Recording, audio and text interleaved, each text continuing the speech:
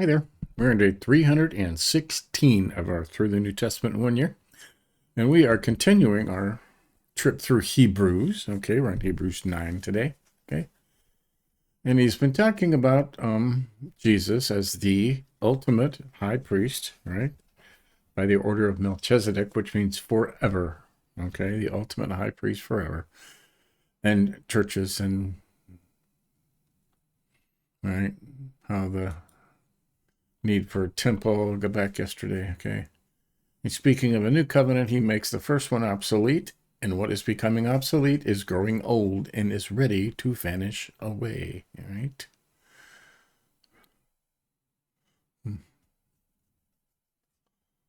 So continuing on, let's do Hebrews 9. This is a lengthy chapter, so it'll take a minute or two, right? Okay, the earth's holy place. Not even the first covenant had regulations for worship in an earthly place of holiness. Now even the first covenant.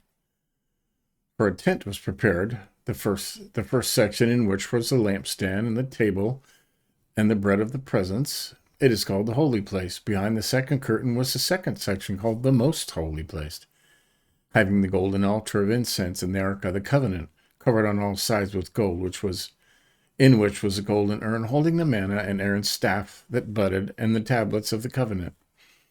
Above it were cherubim of glory overshadowing the mercy seat. Of these things we cannot now speak in detail.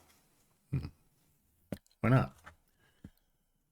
These preparations having thus been made, the priests go regularly into the first section, performing their ritual duties, but into the second, only the high priest goes, and he but once a year. Right? Remember that?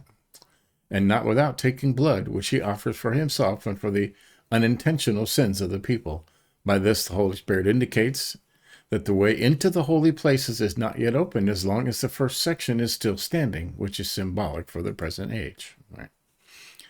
According to this arrangement, gifts and sacrifices are offered that cannot perfect the conscience of the worshiper, but deal only with food and drink and various washings regulations for the body imposed until the time of Reformation. Okay. That's the way they did it, right? But when Christ appeared as high priest of the good things that have come, then, through the greater and more perfect tents not made with hands, that is, not of this creation, right? He entered once for all into the holy places, not by means of the blood of goats and calves, but by means of his own blood, thus securing an eternal redemption. Get that? For if the blood of goats and bulls and the sprinkling of defiled persons with ashes of a heifer sanctify for the purification of the flesh, how much more will the blood of Christ, who through the eternal Spirit offers himself without blemish to God, purify our conscience from dead works to serve the living God. Right. Therefore, he is the mediator of a new covenant, so that those who are called may receive the promised eternal inheritance, since a death has occurred that redeems them from the transgressions committed under the first covenant. Right? For where a will is involved, the death of the one who made it must be established. Right? For if you write a will, it's no good until somebody dies, right? The person making the will dies. For a will takes effect only at death, since it is not in force as long as the one who made it is alive. Therefore, not even the first covenant was inaugurated without blood. For when every commandment of the law has been declared by Moses to all people, he took the blood of calves and goats with water and scarlet wool and hyssop and sprinkled both the book itself and all the people, saying, "This is the blood of the covenant that God commanded for you." And in the same way he sprinkled with the blood both the tent and all the vessels used in worship. Indeed, under the law, almost everything is purified with blood. And without the shedding of blood, there is no forgiveness of sins. Right? Heard that before, right? Thus, it was necessary for the copies of the heavenly things to be purified with these rites, but the heavenly things themselves with better sacrifices than these. For Christ has entered not into holy places made with hands, which are copies of the true things, but into heaven itself, now to appear in the presence of God on our behalf.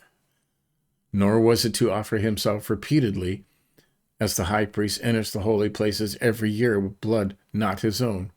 For then he would have to suffer repeatedly since the foundation of the world. But as it is, he has appeared once for all at the end of the ages to put away sin and sacrifice of himself.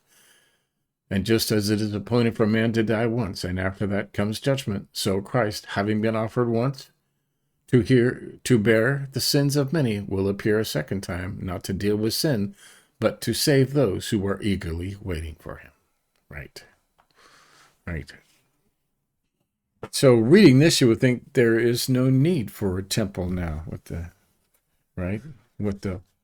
outer room and the Holy of Holies and the Ark of the Covenant, and they're still planning on building another one. Okay? Although it's not needed, right? Not needed. Interesting. But tomorrow we'll do half of Hebrews 10, okay? So chapters are getting longer as they progress, right? Christ's sacrifice once for all, right? So there you go. That's day 316. Catch up on any you may have missed so you can keep up with us.